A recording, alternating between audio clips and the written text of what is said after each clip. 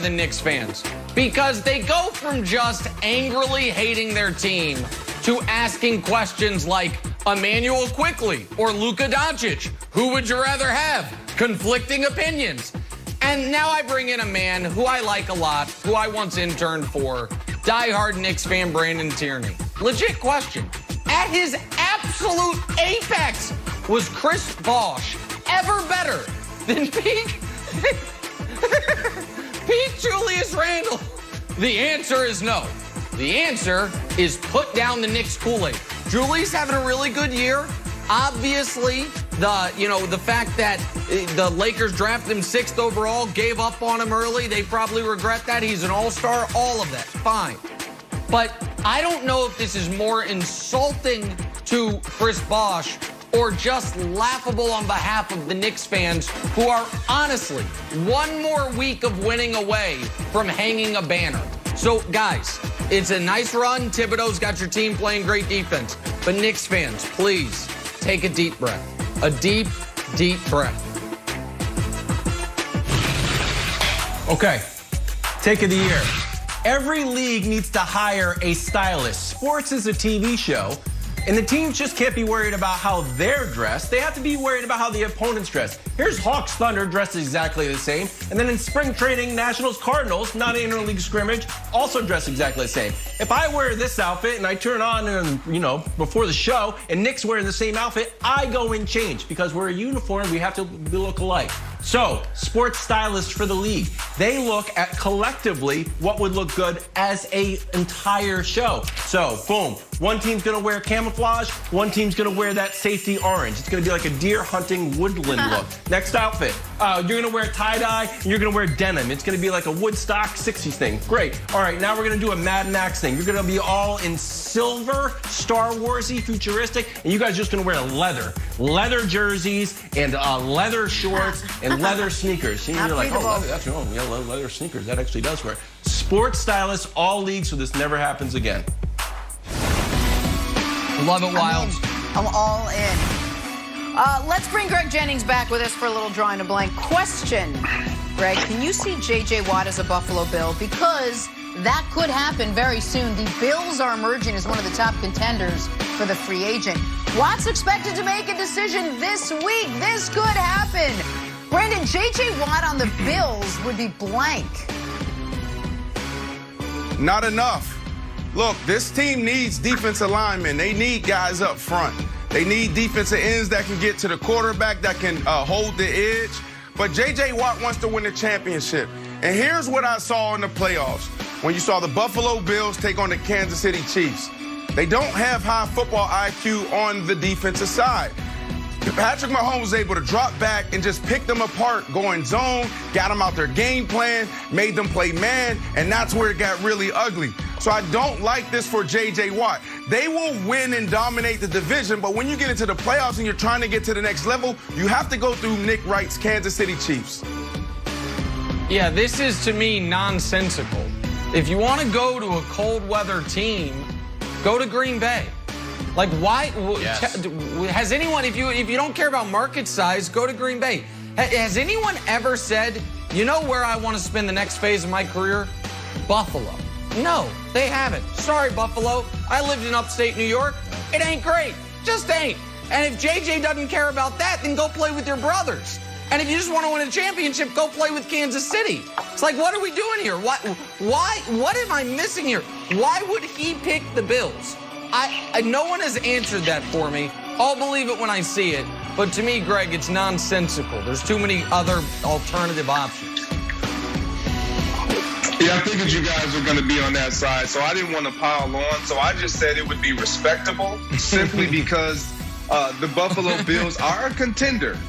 I don't think it would work, Brandon. I'm with you. It would not be enough, but because it is J.J. Watt, because he would raise the level of play, I believe, of the guys around him, this could be very respectable and more respectable for the Buffalo Bills versus J.J. Watt. Okay, I'm going with Blues Clues. If we can show the picture that J.J. Watt posted recently over this weekend. Oh, 2 dogs in the weight room. I do not want J.J. Watt to pick any team for months. Just keep on putting this out here. Our researcher Dusty's like, oh, dogs, that means he's going to the Browns. And then someone else like, if you look at the road weights back there, those are the Steelers colors. Oh, but look at the red. Oh, Wisconsin headed back to Green Bay. So whatever you do, J.J. Watt, eventually we want you to play for a team. Packers probably the best. You go come back home to Wisconsin, but no reason to make any decisions. Just keep on drip, driving these Easter eggs for us. That's fantastic. All right, on to Tampa Bay. Number of big names from that Super Bowl team set to hit the open market. Browns are reportedly interested in Lavonte David as the free agency looms. But, Brandon, the Bucs' most important free agent to hold on to is blank. Woo. They have some big decisions to make, but they can get it done. They have everything they need to get it done. They can restructure Tom Brady. They got, the 6th, 7th most cap space in the National Football League. So I'm going to go with this guy. 20 years old, had 19.5 sacks in 2019, 8 sacks last year, 4 sacks in the playoffs. This is a dude that can dominate and just disrupt everything that you're trying to do up front. And that is Shaq Barrett. You got to find a way to keep Shaq Barrett on one side and JPP on the other.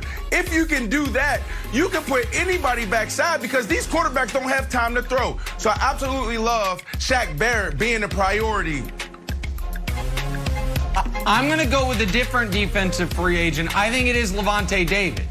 I think one of what to me impacted that Chiefs game in an underrated fashion was the way David and White had such elite speed and instincts in the middle of the field, taking away those intermediate routes and taking away everything from Kelsey early.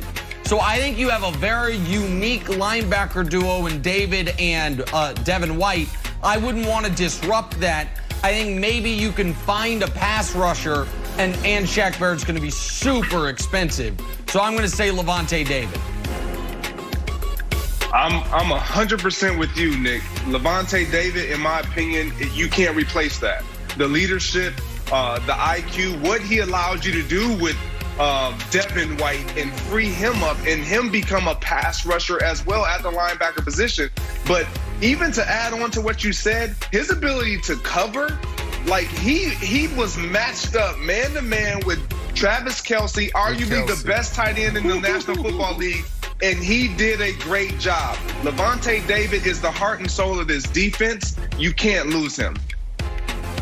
Okay. Right. So I agree with Brandon. I think it's Shaq Barrett, but I'm going to throw a wild card out there. I also think it's sneaky AB.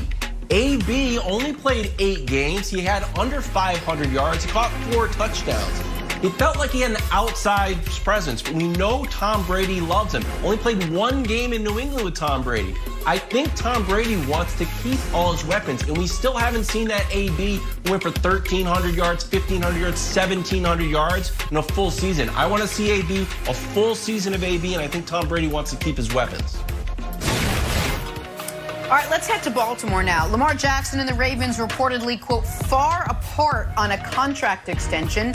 The former MVP's got 2 years left on his deal, currently slated to make just south of $2 million in base salary for 2021. Brandon, Lamar and the Ravens reportedly being far apart on an extension is blank. Showing their hand. I mean, they shouldn't be far off. Like, you know this. You know the market. The market is this. Here, what's the top 5 guys? And where do I think I belong?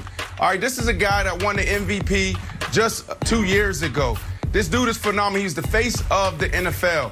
You keep doubling down and saying, no, we're not going to change our offense. He fits our offense. This is our guy. We absolutely love him. So when you look at it, you have Patrick Mahomes here at $45 million, and the second guy is Deshaun Watson at $39 million. So you can't be that far off unless you think a couple of million is that big of a deal.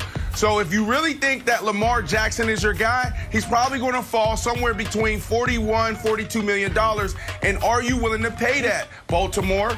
I don't know.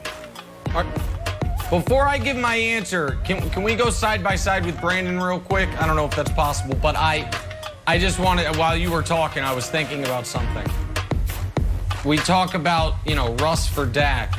You say Pete Carroll wants to run the ball, run the ball, run the ball. Oh, Nick!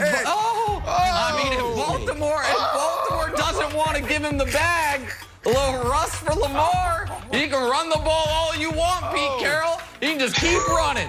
Just run it with your quarterback, run it on first down, run it on fourth down, and all of a sudden Baltimore has Russell Wilson. I know that wasn't on his list. They got great seafood. It's a good area. You can get to New York City easily. Sierra, just something to think about. Okay. Now, they do. Baltimore's an underrated city. People just think of The Wire. It's got a nice little Bay Area. All right, now to the answer. Logical. I think it's logical because my heart says I want Lamar to get all the money he can as early as he can because he does play a dangerous style of football.